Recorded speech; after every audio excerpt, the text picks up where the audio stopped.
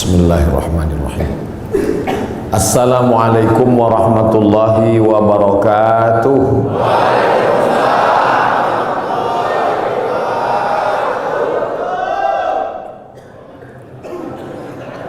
Begitu kalau tentara menjawab. Alhamdulillah wassalatu wassalamu ala Rasulillah wa ala alihi wa sahbihi wa man da'a bi da'watihi wastanna bi sunnatihi ila yaumi liqa'i rabbih. Rabbi shrah li sadri wa yassir li amri wahlul 'uqdatam min lisani yafqahu qawli. Saya berceramah di tengah TNI, tentara ini rasanya sudah sering. Perasaannya ngeri-ngeri sedap. Dulu diundang oleh Komandan Korem Wirabima Riau Pekanbaru, dan biasanya mudah diingat karena mereka buat sesuatu yang khas. Itu teringat terus karena saya disuruh ceramah di atas mobil seumur umur. Jadi ada sesuatu yang membuat kita teringat. Berganti waktu itu Pak Nurendi, berganti komandan yang baru, itu teringat juga karena unik juga yang dia buat.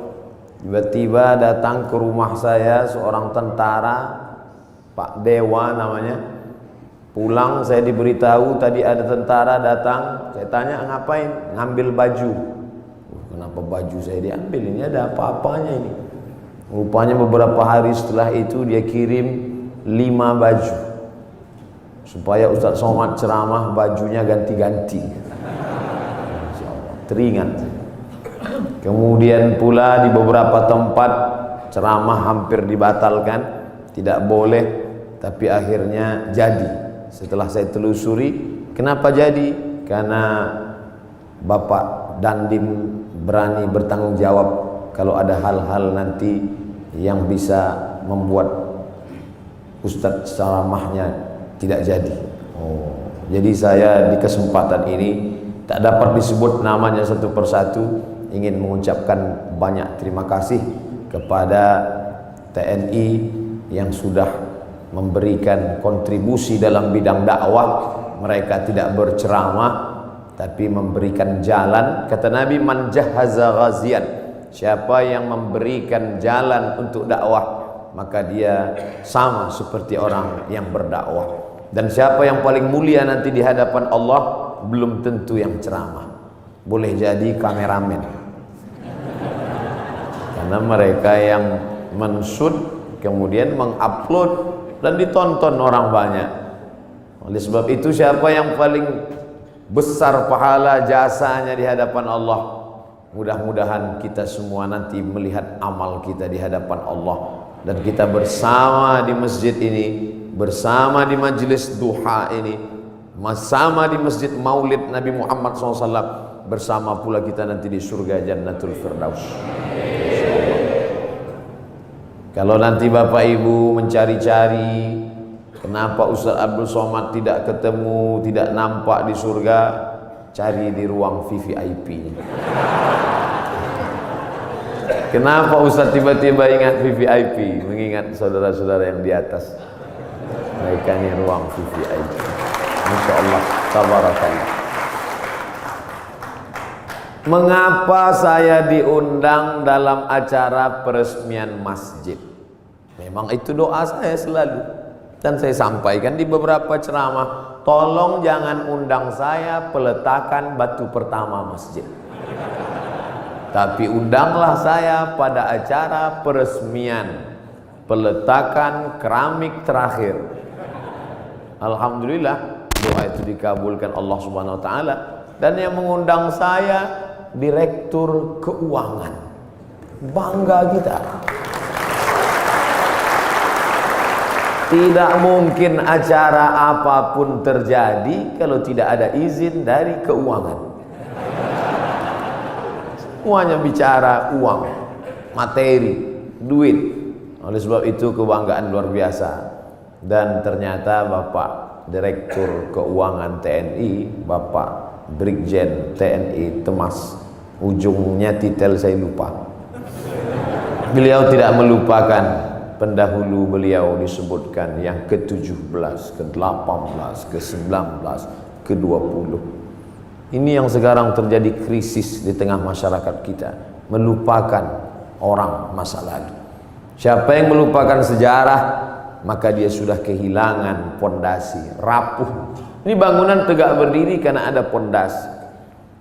Abu Bakar Siddiq tidak mau naik ke atas mimbar di lantai 3. Mimbar Nabi itu lantainya 3, 1, 2, 3. Abu Bakar kalau khutbah di lantai 2 saja, di tangga nomor 2. Ketika ditanya kenapa tidak mau, karena yang tegak di tempat 3 ini Nabi Muhammad SAW. Ketika Abu Bakar meninggal, naik Umar tidak mau di lantai tangga nomor 2, dia tegak di nomor 1. Di bawah. Ketika ditanya kenapa? Karena yang layak di sini hanya Abu Bakar, yang di sini adalah Nabi. Mereka dulu begitu, orang sekarang enggak. Malah dia ganti itu tangga semua, ganti yang baru. Tidak menghormati orang masa lalu. Apa itu pendahulu itu, enggak buat apa-apa kata dia. Tapi hari ini saya sedang diajarkan, wahai Abdul Somad, hormati pendahulu, hormati orang masa lalu. Kalau bahasa Bung Karno-nya, jas merah. Jangan sekali-sekali melupakan sejarah. Walaupun TNI jasnya hijau. Oleh sebab itu maka kadang ada nasihat itu sesuatu yang diutarakan dengan lisan, lidah, kata-kata, tapi ada perbuatan, action. Dalam pepatah Arab dikatakan lisanul hal afsah min lisanil maqal.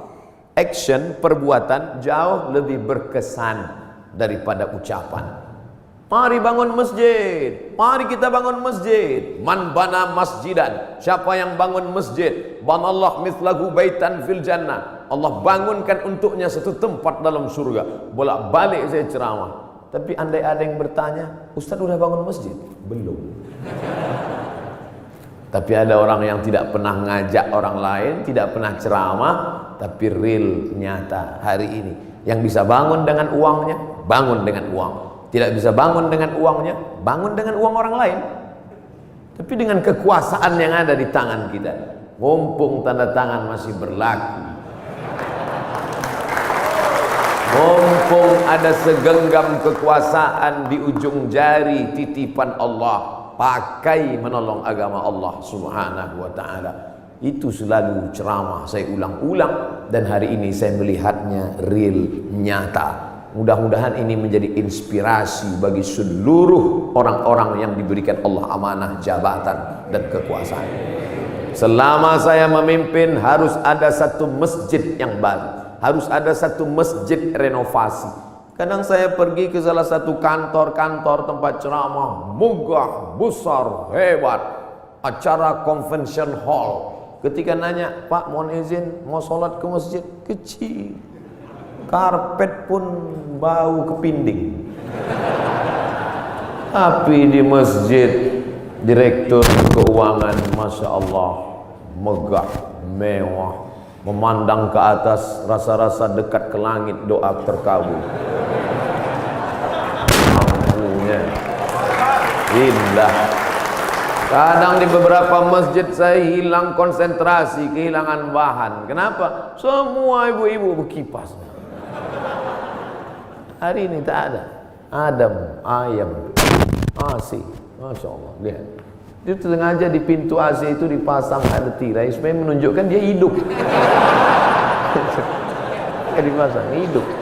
Di beberapa masjid ceramah juga saya banyak AC, tapi nggak hidup. Ini hidup. Karpetnya luar biasa. Kemarin saya ceramah di salah satu provinsi, karpet tebal. Tapi sebelum naik ke atas, jamaah bisik, DKM, Dewan Kemakmuran Masjid. Ustaz, bagus nggak karpetnya? Bagus, saya bilang. Tolong nanti penggalangan dana, masih hutang Ustaz. Tapi masjid kita tidak. Masya Allah, tabarakallah. Man bana masjidan, siapa yang bangun masjid, banallah mithlahu baitan fil jannah. Orang Islam mesti kaya, karena syarat booking tempat di surga bangun masjid. Jadi yang nggak bangun masjid Pak Ustadz, yang nggak punya jabatan, yang nggak punya harta, ya siap-siaplah di emperan kaki lima. Jangan sedih, Karena pintu kebaikan bukan cuma hanya bangun masjid, ada pintu yang lain. Man shalla isnatai asyarata rakaah, siapa yang salat 12 rakaat fil yaumi wal lailah, sehari semalam, bunya lahu bihinna baitun fil jannah, dibangunkan juga satu tempat di surga. Artinya apa?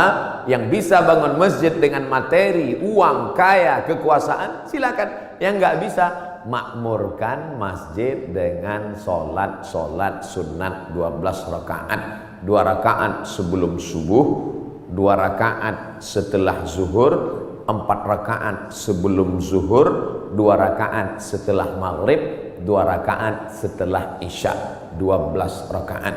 2 rakaat sebelum subuh, 4 rakaat sebelum zuhur, 2 rakaat setelah zuhur, 2 rakaat setelah maghrib, 2 rakaat setelah isya. Salat sunat, simple, booking tempat.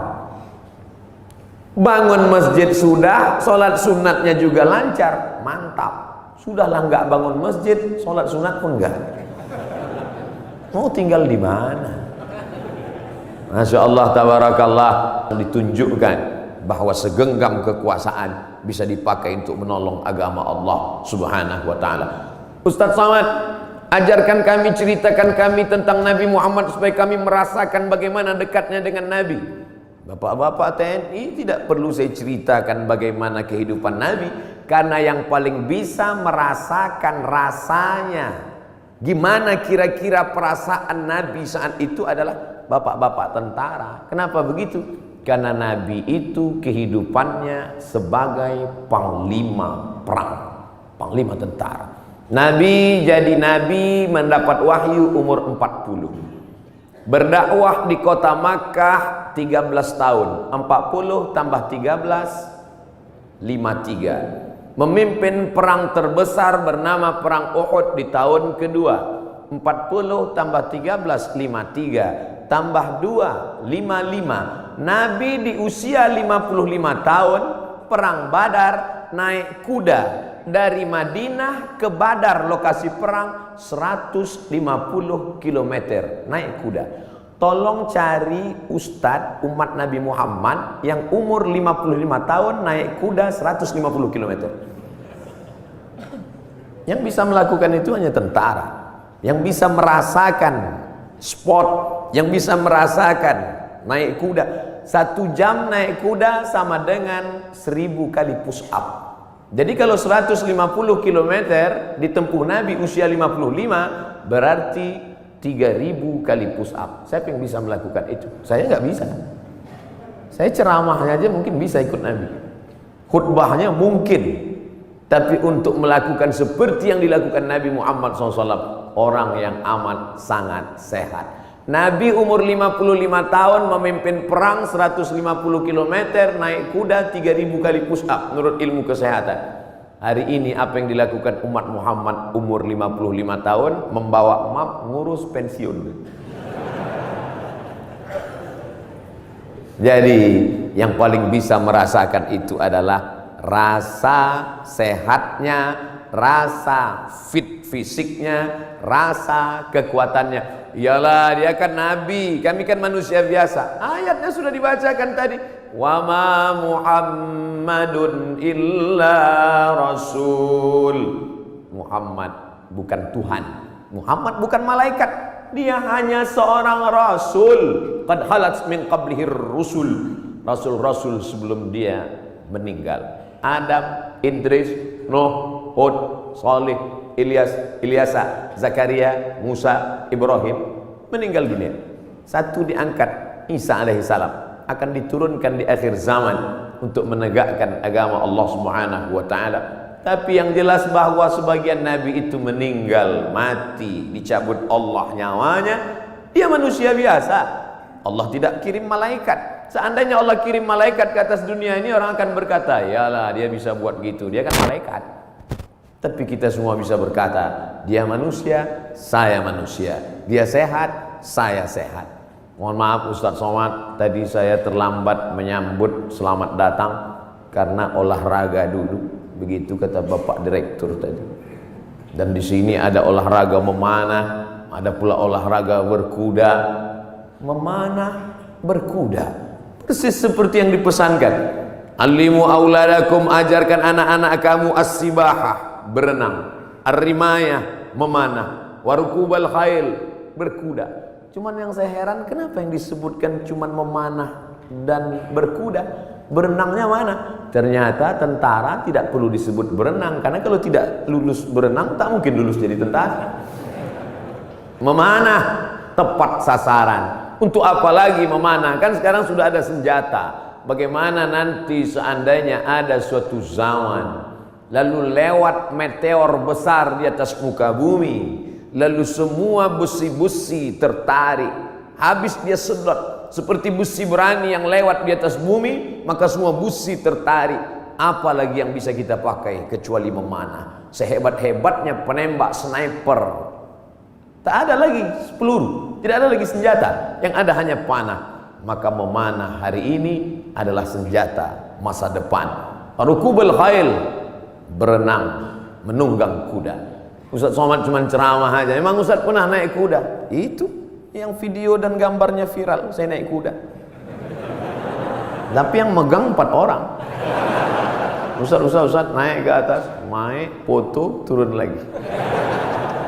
Memanah juga. Hebat juga Ustaz Somad, kemarin kami lihat video Ustaz memanah, tepat sasaran. Berapa anak panah tepat terus. Yang diupload yang tepat. Yang melesat enggak diupload. Membangkitkan motivasi anak-anak muda kita, pemuda-pemuda kita yang masa darah bergejolak, hawa nafsu luar biasa. Kemana disalurkan ini? Kepada 3: berenang, memanah. Ustaz, kalau kami banyak berenang ini, apakah hawa nafsu kami ini akan turun? Saya bilang, kalau kamu berenang sampai ke tengah sungai, ke tengah laut, bukan cuma nafsunya hilang, kamu hilang sekalian. Artinya apa? Islam tidak membunuh hawa nafsu, tapi hawa nafsu disalurkan dalam bentuk olahraga. Jadi jangan bayangkan Nabi Muhammad itu hanya duduk berzikir, baca Quran, lalu ketika datang orang cerita mati. Bukan begitu Nabi itu. Nabi itu panglima perang, strateginya luar biasa. Saat perang Badar, Nabi pagi-pagi sudah datang ke lokasi perang. Akhirnya lokasi perang dikuasai Nabi dan musuh ketinggalan. Kenapa Nabi awal? Nabi awal datang menyusun pasukannya di tempat matahari terbit. Karena Nabi pasti duluan, karena sebelum azan subuh dia sudah tahajud, badannya sehat, habis tahajud witir, habis itu sholat subuh, langsung dia susun barisan. Datang pasukan musuh, sudah kehabisan tempat, sudah di booking duluan. Nabi susun barisan di matahari terbit. 1-0 sudah kena. Kenapa? Karena kalau disusun pasukan di matahari terbit, maka mata musuh silau. Mata yang silau tidak nampak di mana anak panah, di mana tombak, di mana pedang. 1 sudah kalah. Lalu kemudian dari mana Nabi tahu jumlah pasukan? Tempat mereka berkemah, datang seorang sahabat. Ya Rasulullah, ya, apakah ada wahyu turun di mana kita berkemah malam ini? Tidak ada wahyu. Datang sahabat kasih pendapat. Saya ada pendapat ya Rasulullah. Apa pendapatmu? Kita akan berkemah di lokasi ini, tempat oase, tempat air di gurun. Karena dengan menguasai oase, musuh akan kehabisan air minum. Karena mereka datang 500 km dari kota Makkah, Madinah, dan sampai di Badar. 2-0 musuh kalah sebelum perang. Apakah Nabi ketika itu datang anak buah sahabat, ya Rasulullah, ini saya ada ide kamu jangan pakai, saya cukup dari Jibril aja. Nabi sebagai pimpinan mendengar saran dari bawahan, padahal dia menerima wahyu dari Allah Subhanahu wa taala. Poin yang ketiga, Nabi sallallahu alaihi wasallam tahu berapa jumlah musuh. Hebatnya strategi intelijen Nabi. Bagaimana caranya? Ketika Nabi melihat ada seorang pasukan dari kafir Quraisy mengendap-endap, kata Nabi, tangkap dia. Tapi ditangkap bukan untuk disiksa. Kebetulan yang mereka tangkap ini adalah tukang masak yang mengambil air. Ditangkap, ditanya oleh Nabi, berapa jumlah pasukan kalian? Kata tukang masak, mana saya tahu? Saya kan cuma masak. Masa pasukan itu kan yang tahu pimpinan. Nabi tanya, kamu kalau masak pagi siang berapa ekor kambing? Berapa ekor onta? Dia sebutkan, makannya sekian seekor onta, masaknya hari ini sekian kambing. Dari jumlah makanan Nabi bisa tahu, kalau begini makanannya berarti pasukan kalian sekitar sekian dan kita akan susun. Nabi perang penuh dengan strategi. Jadi jangan bayangkan Nabi dengan sahabat itu perang bismillahirrahmanirrahim, la haula wala quwata illa billah. Al-haqqu bila nizam yaghlibuhul batil bin nizam. Kebenaran yang tidak dimanage dengan manajerial yang baik akan dikalahkan oleh kebatilan, tapi diatur dengan manajerial yang baik. Nabi strategi cari tempat, dia menang. Strategi awal susunan barisan, dia menang. Strategi berapa jumlah pasukan musuh, dia menang. Setelah siap strateginya, baru dia berdoa di tengah malam. Saat dia berdoa itu dari Isya sampai subuh, datang Abu Bakar tengah malam mendekati Nabi. Hasbuka ya Rasulullah, wahai Nabi Muhammad, cukuplah berdoa itu, berhenti, doamu pasti dikabulkan Allah. Tetap dia berdoa sampai subuh. Lengkap persiapan mental, spiritual, kecerdasan intelijensia otak, dengan kelembutan hati berdoa. Hari ini orang hanya berdoa tanpa berusaha, berusaha tanpa berdoa sombong, berdoa saja tanpa usaha pesong. Pesong bahasa Melayu gila. Kesiapan inilah yang agaknya dimatangkan. Alhamdulillah hadir juga bersama kita Bapak Direktur Bintal, hadir bersama kita. Bimbingan mental, spiritual ini harus terus dijaga.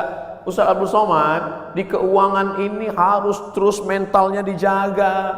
Kenapa begitu Pak? Tantangannya luar biasa. Tantangan apa? Duit.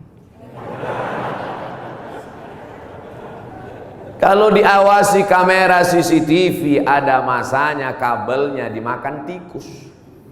Kalau diawasi CCTV, ada kalanya pemadaman bergilir. Kalau diawasi atasan, atasan akan keluar kota. Maka ditanamkan mental dia. Siapa yang mengawasi dia? La ta'khudhuhu sinatun wala naum. Dia yang tidak mengantuk, dia yang tidak tidur. Itu yang mengawasinya. Kemarin saya ceramah di Medan. Pagi-pagi selesai ceramah di masjid, makan. Ustaz Somad, kenalkan, saya Fulan dari Kodam 1 Bukit Barisan. Masya Allah. Ya Pak, makan. Allahumma barik lana fima razaqtana wa qina adzabannar. Bapak enggak makan? Bapak enggak makan? Kenapa enggak makan? Puasa sunat, puasa. Astagfirullah. Yang ngajak puasa saya. Yang enggak puasa saya. Untungnya saya ada alasan. Ustaz enggak puasa, musafir. Dari Riau ke Medan 600 km. Musafir. Sholat ada di jamaah kosong. Untung ada musafir. Marilah puasa, marilah puasa. Jadi kalau ada di antara bapak-bapak puasa sunat, itu bukan untuk ngecilin perut. Kalaupun perutnya kecil karena puasa sunat, bonus. Tapi yang utama dari puasa itu adalah merasakan pengawasan Allah Subhanahu wa ta'ala. Mungkin di direktorat yang lain puasanya dikit, tapi untuk di keuangan ini mesti banyak puasanya. Kenapa? Karena pengawasan Allah harus ditanamkan. Masuk ke dalam WC, toilet, kamar mandi, kunci pintu kanan kiri atas bawah, nggak ada yang melihat. Andai diambil air seteguk diminum, nggak akan ada yang tahu. Jangankan seteguk, kepala kita masukkan ke dalam. Sebelum keluar dari kamar mandi, keringkan bibir, miringkan kepala. Buat agak-agak lemas. Siapa yang tahu? Panas hari ini ya? Iya panas. Tapi Allah kalau mau buka kan, tahu kenyang. Yauma tublas sarair, sampai masanya dibukakan Allah segala rahasia. Apa pelajaran di balik puasa sunat itu? Kalau bukan menanamkan kehadiran Allah, keberadaan Allah, pengawasan malaikat. Untuk apa pengajian-pengajian itu? Kalau dengan pengajian datang rasa takut pada Allah, kalau dengan pengajian makin ngeri menghadapi mati, kalau dengan pengajian takut makan haram, lanjutkan pengajian. Tapi kalau dengan ngaji cuman hafal dalil, mendebat orang, nyalahkan orang, ganti pengajian yang baru. Ganti dengan pengajian yang membangkitkan semangat rasa takut kepada Allah. Angkat takbiratul ihram, pandang hanya tempat sujud saja. Allahu Akbar. Namanya takbiratul ihram. Ihram diambil dari kata haram, yang sebelumnya halal menjadi haram. Kepala-kepala kita, yang gatal kepala kita, yang menggaruknya kita. Tapi ketika kita garuk lebih dari 3 kali, haram, batal. Pada saat itu orang hanya melihat tempat sujud.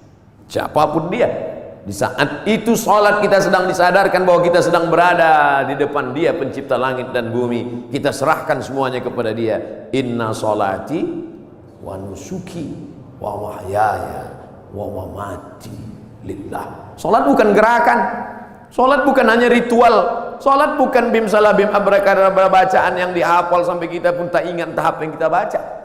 Satu hembusan nafas tuntas, iftitah, Fatihah, ayat. Bahkan sekarang kalau ada orang sholatnya lama malah diajak, itu si anu kok lama ya? Maklum, mu'alaf baru masuk Islam. Ente kok cepat? Udah lama, udah hafal Pak Ustaz.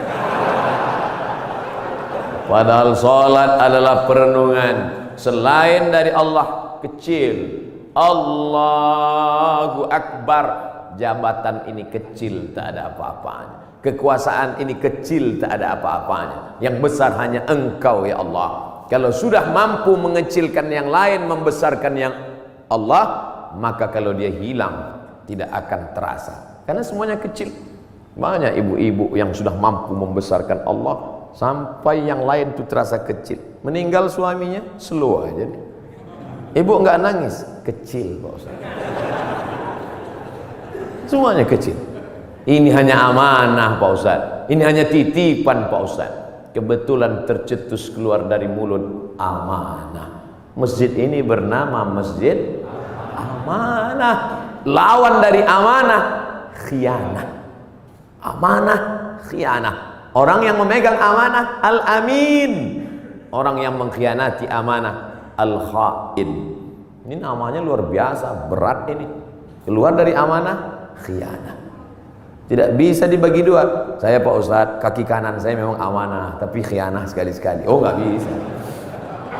Sifat orang munafik 3. Idza haddatsa kadzaba, kalau bicara dusta. Wa idza wa'ada akhlafa, kalau berjanji ingkar. Wa idza tumina, kalau dikasih amanah, khana, berkhianat. Itu mengapa masjid ini diberi nama amanah. Maka sehari berapa kali masuk kemari? Subuh mungkin tidak. Subuh mungkin di Masjid Al-Ikhlas dekat rumah, mungkin di Masjid At-Taqwa dekat rumah. Tapi zuhur, asar. Tapi jangan gara-gara saya ucapkan ini lalu nanti takut sholat di sini. Kamu sholat di mana tadi? Masjid di luar aja lah. Kenapa nggak di amanah? Ngeri di situ.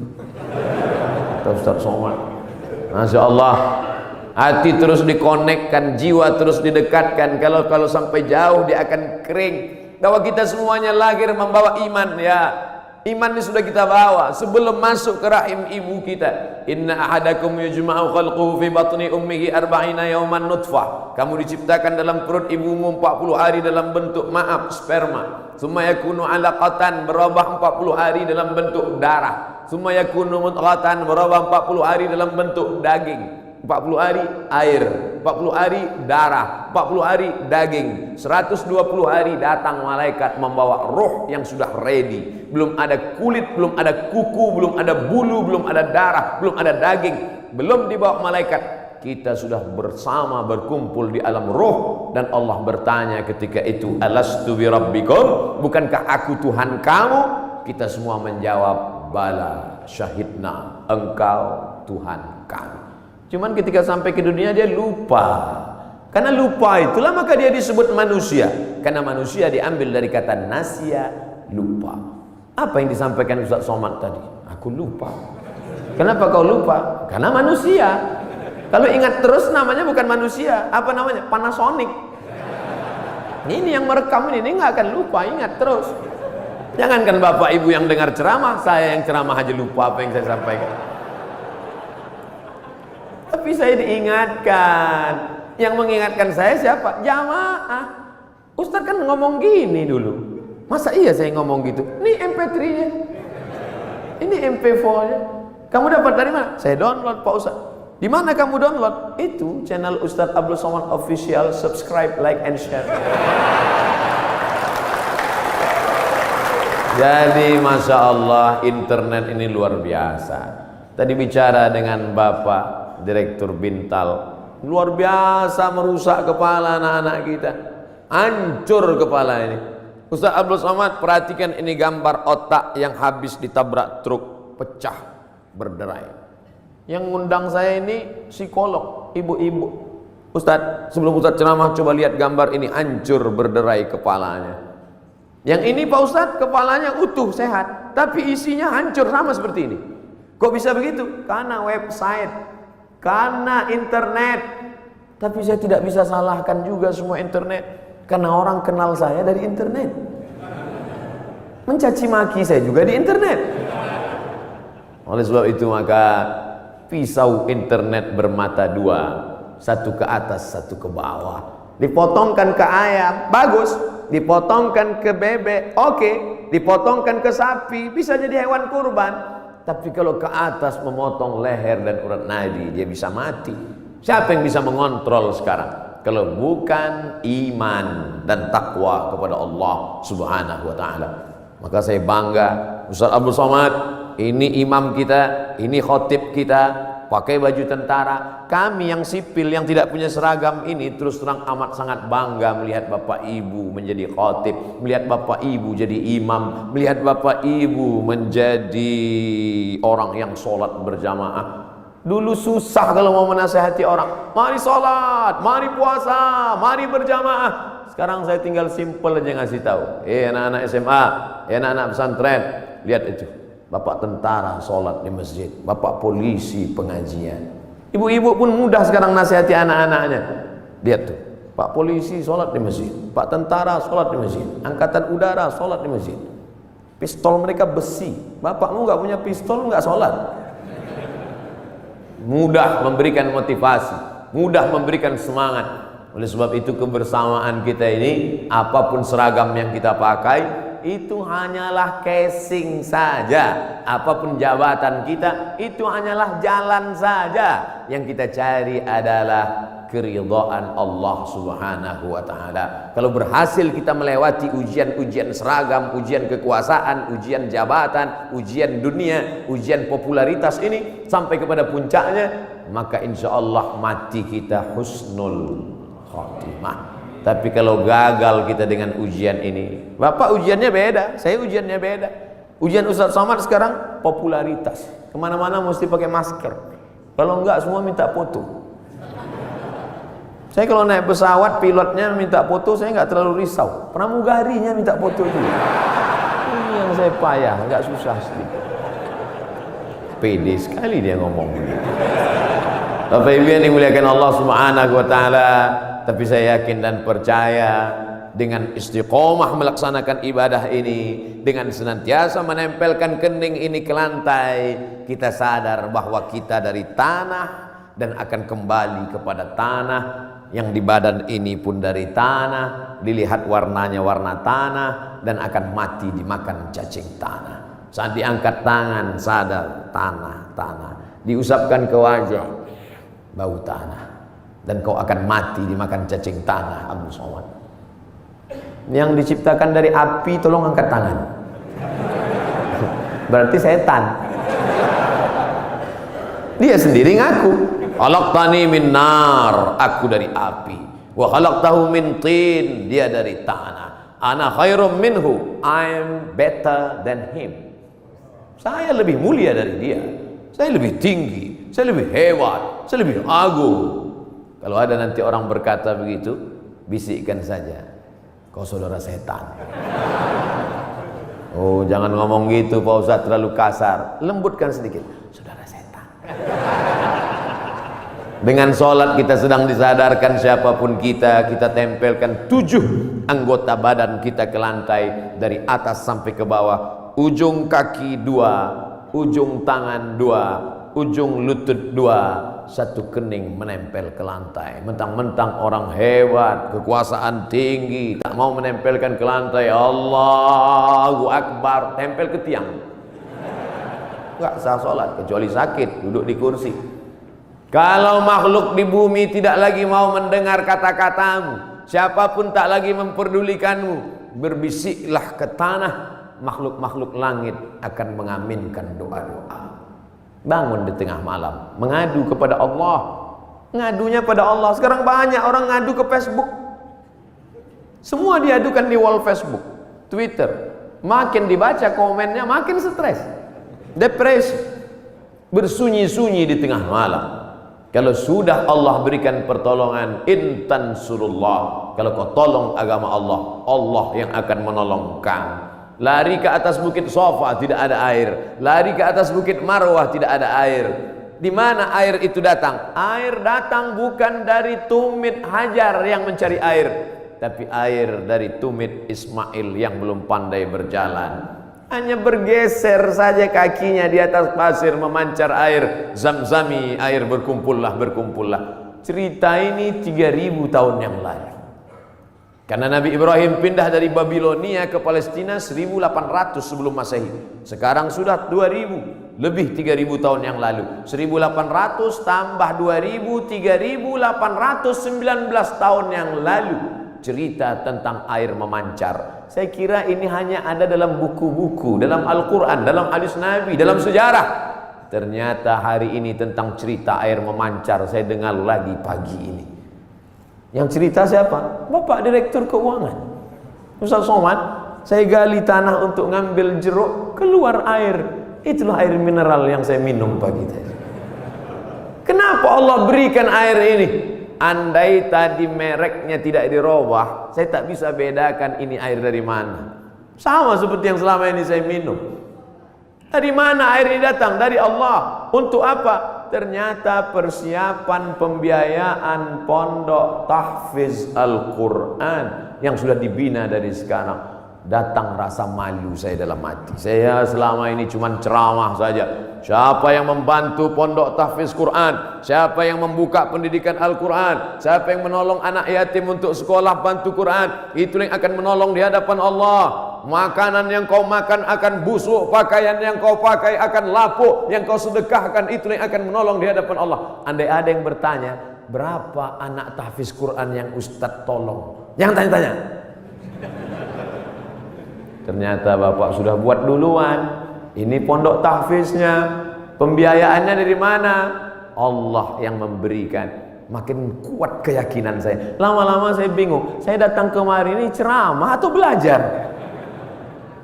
Ternyata ada ilmu yang ditulis di atas kertas, tapi ada ilmu yang datang dari Allah langsung real nyata.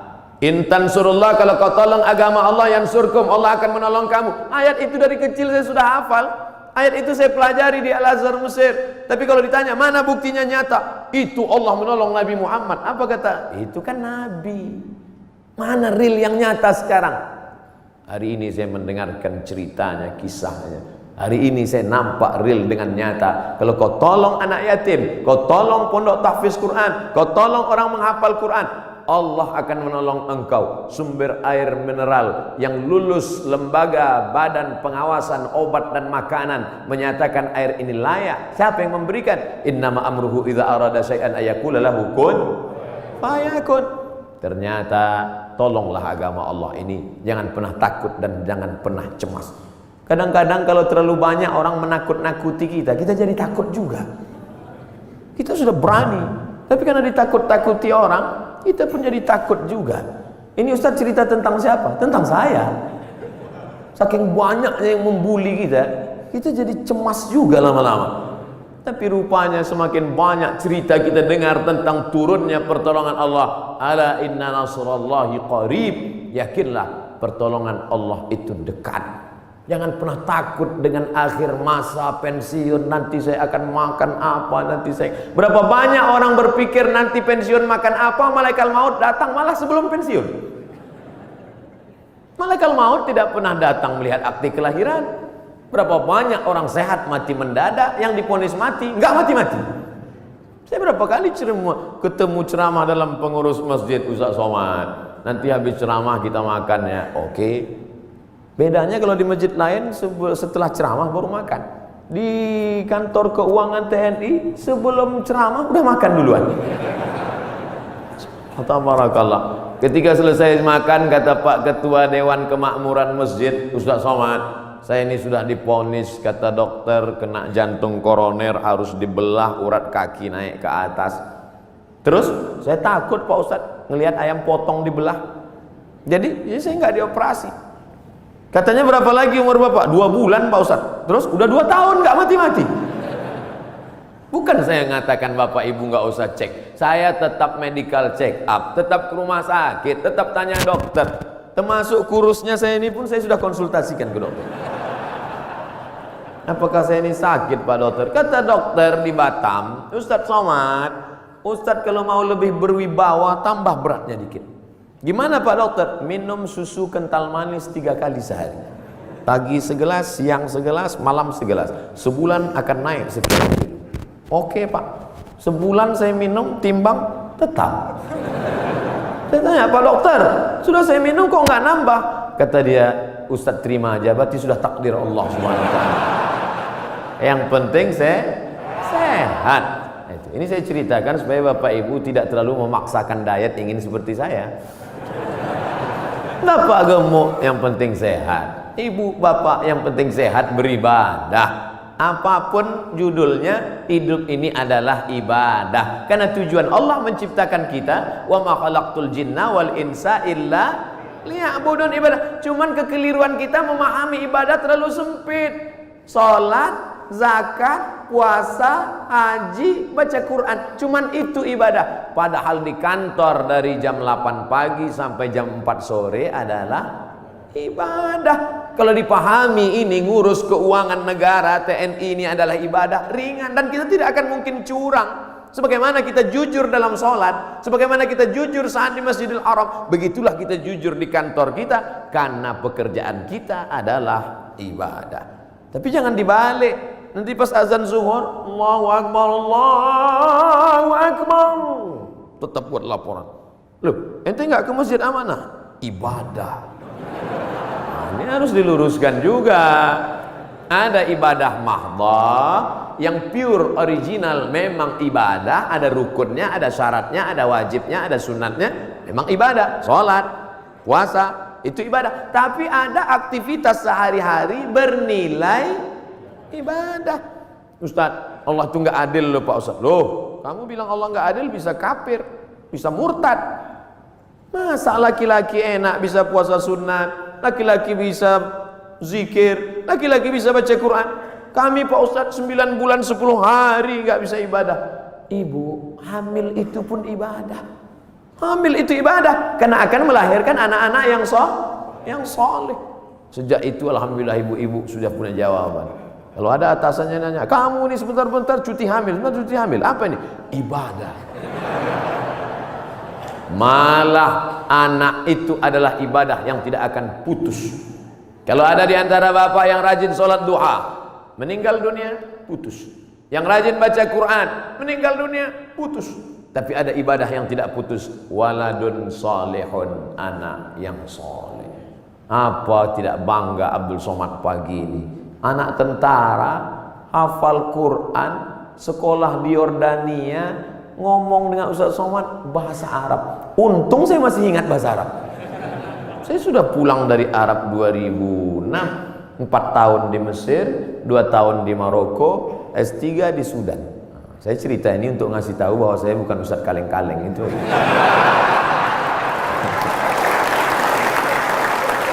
Kadang kalau ada orang cerita itu kita terlalu fokus pada kata-katanya. Sebetulnya di balik cerita itu yang penting, bukan kata-katanya itu. Perhatikan baik-baik. Saudara yang dimuliakan Allah SWT. Tapi kadang perempuan yang diingatnya bukan substansi maknanya, tapi katanya itu yang dia ingat. Makanya banyak perempuan terbuai oleh kata laki-laki, karena banyak laki-laki yang pandai menjual kata. Tapi kita harus pilih kata yang tepat, karena perempuan selalu mengingat kata yang tepat. Makanya Nabi tidak pernah panggil nama Aisyah Nabi tak pernah panggil hei Aisyah, enggak, tapi dia gunakan kata yang lembut, ya Humaira, wahai engkau yang kulitnya putih kemerahan. Karena perempuan akan mengingat kata pujian itu, ya Humaira. Tentara yang tegas, tapi ketika bertemu dengan ibu-ibu Persit, Kartika Chandra Kirana, maka kalimat dia tidak kalimat perang. Tidak mungkin dia pakai siap, tidak. Tapi dia pakai kata-kata yang lembut. Nabi Muhammad panglima perang, Nabi Muhammad tentara, tapi kepada perempuan apa kata dia kepada Aisyah? Ya Humaira, wahai engkau yang kulitnya putih kemerahan. Ustaz Somad, ya boleh saya panggil istri saya ya Humaira? Boleh, tapi dia nggak putih, nggak apa-apa. Menyenangkan hatinya, apa salah? Ya Humaira, yang terlalu jujur. Ini pulang ke rumah manggil ya Hajar Aswad. Ternyata di balik seragam yang tegas itu, di balik tubuh yang berotot itu, ada kata-kata yang lembut, yang memukau, yang luar biasa. Karena di balik laki-laki yang sukses ada perempuan yang luar biasa, dan mereka hadir bersama kita pada hari ini. Mudah-mudahan kebersamaan di dunia ini menjadi kebersamaan peran perempuan. Man ala salasa banatin, yang membesarkan 3 orang anak perempuan fa'addabahunna. Kenapa Ustaz udah 2 kali ngelihat jam? Tentara ini disiplin.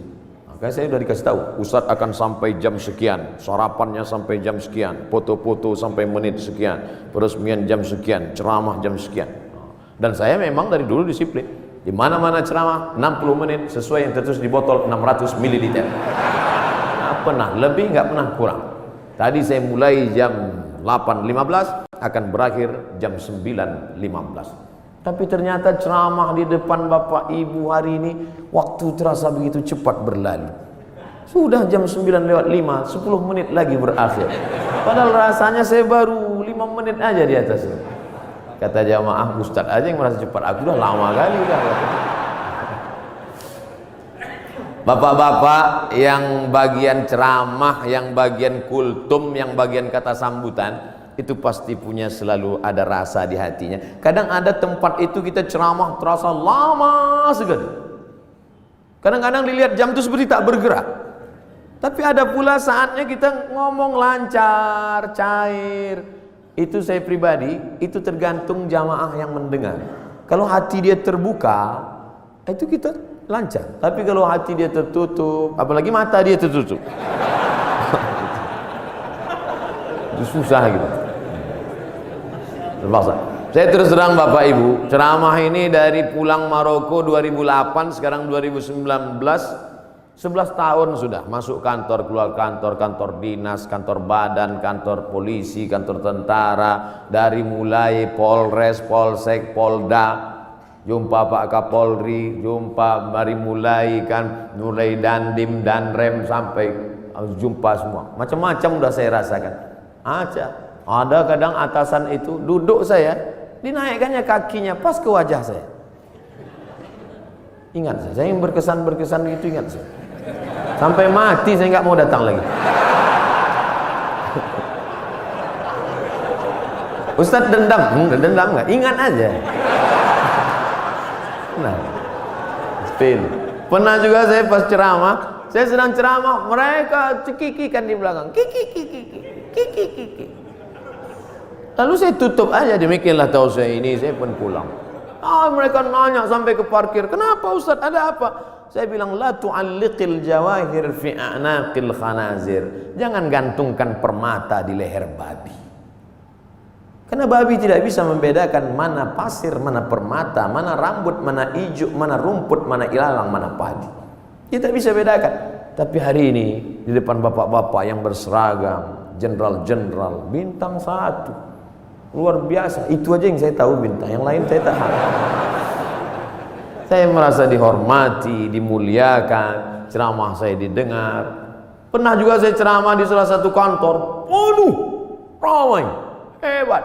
Begitu selesai ceramah, semuanya merebut absen. Rupanya di absen atas. Ketakutan. Tapi hari ini saya merasakan ada ketulusan. Mudah-mudahan amal kita ini karena Allah Subhanahu. Dari bunyi aminnya bisa saya tangkap, memang betul. Jadi bahwa masjid ini sudah diresmikan, sudah dibuka, sudah dilaksanakan sholat berjamaah, nikmat terbesar.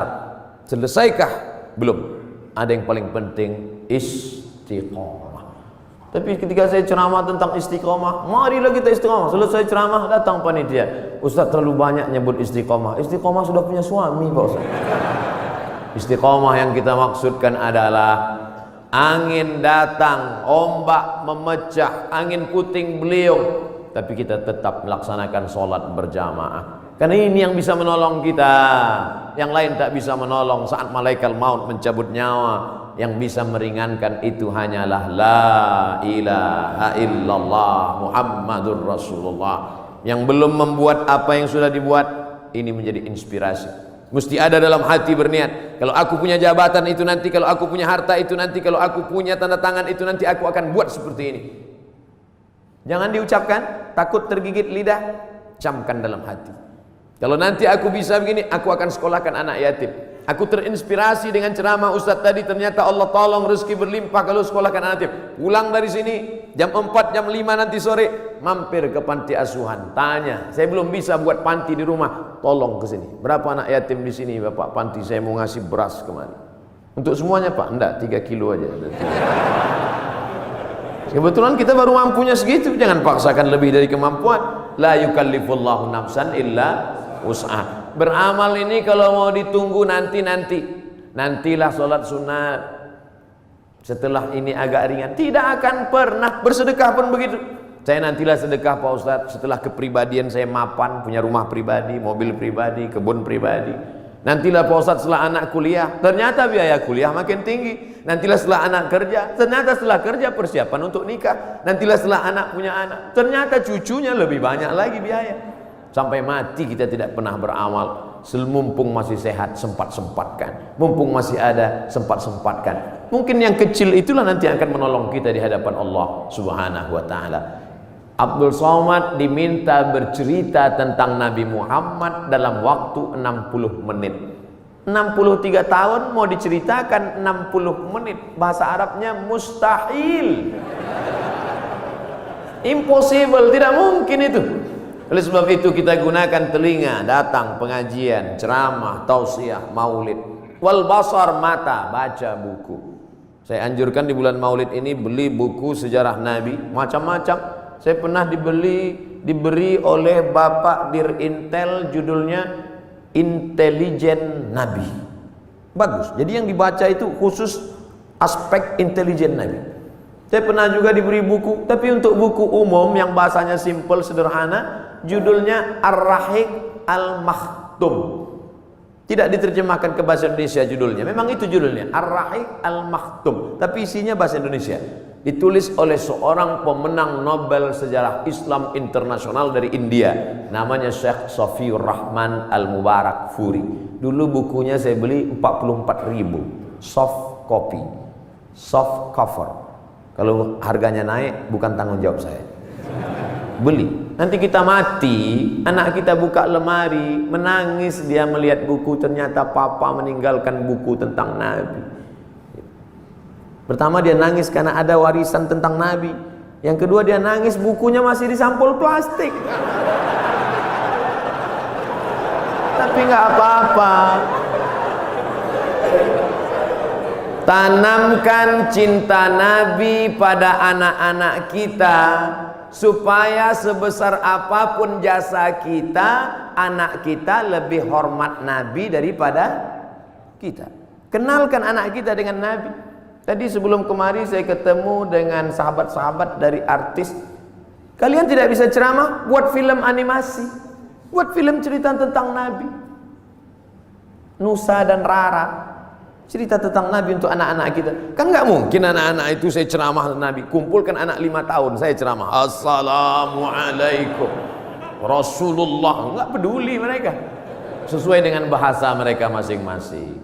Ibu-ibu dengan video pendek share di grup-grup WhatsApp, anak-anak dengan video-video animasinya, bapak-bapak dengan ceramah khutbah Jumatnya. Tapi yang paling penting adalah perbuatan kita, tindak tanduk kita mencerminkan Muhammad sallallahu alaihi wasallam. Biasanya Ustaz Somad kalau ceramah itu pakai poin 1, 2, 3. Di sini tidak, karena saya berhadapan dengan jamaah yang smart. Ustadznya Somad. Jamaah sudah bisa menyimpulkan sendiri. Apalah kesimpulan ceramah Ustaz Somad tadi? Kesimpulannya adalah hidup adalah ibadah. Maka setiap detak jantung, hembusan nafas, langkah kaki, ayunan tangan, bisikan telinga, kedipan mata, semuanya mesti bernilai ibadah. Kalau bergerak, geraknya adalah zikir. Kalau diam, diamnya adalah fikir. Berzikir dapat pahala, berpikir pun dapat pahala. Makanya kalau ada teman di sebelah dari tadi diam aja, berarti dia sedang berfikir. Sampai meleleh Pak Ustaz. Waktu-waktu kosong diisi dengan Allahumma sholli ala sayyidina Muhammad wa ala ali sayyidina Muhammad. Allahumma sholli ala sayyidina Muhammad wa ala ali Muhammad. Allahumma sholli ala sayyidina Muhammad wa ala Muhammad. Ketika terjadi tsunami, dicarilah makam-makam yang tertimbun. Ada satu makam belum dikebumikan, jasad di balik-balik kayu batu ditemukan jasad seorang tentara masih berbaju seragam. Sudah seminggu jasadnya tidak busuk, utuh. Semua orang heran. Dia bukan ustadz, bukan penghafal Quran, manusia biasa. Apa yang membuat jasadnya tidak busuk, harum semerbak? True story, kisah nyata. Dicari teman-temannya, apa yang membuat? Dia tidak pernah mau membicarakan aib orang lain. Setiap ada orang-orang cerita aib, dia pergi atau diam. Dan selalu berzikir.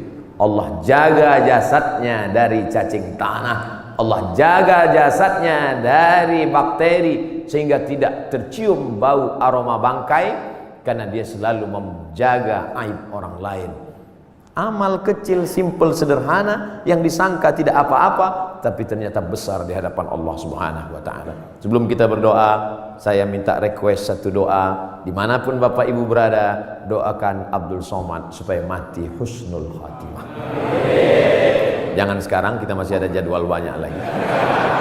Tapi mati tidak bisa di request. Jangan pernah takut pada mati. Yang perlu kita khawatirkan apa bekal kita bawa menghadap mati, menghadap Allah Subhanahu wa taala. Di akhir majlis, majlis yang dihadiri malaikat, majlis yang dibanggakan Allah, majlis yang diaminkan oleh orang-orang soleh, mari kita berdoa. Mohon ampun banyak silap dan salah. Astaghfirullahalazim, astaghfirullahalazim, astaghfirullahalazim alladzi la ilaha illa huwal hayyul qayyum wa atubu ilaih. Ala hadhihi niyyah, untuk niat yang baik ini. Al-Fatihah.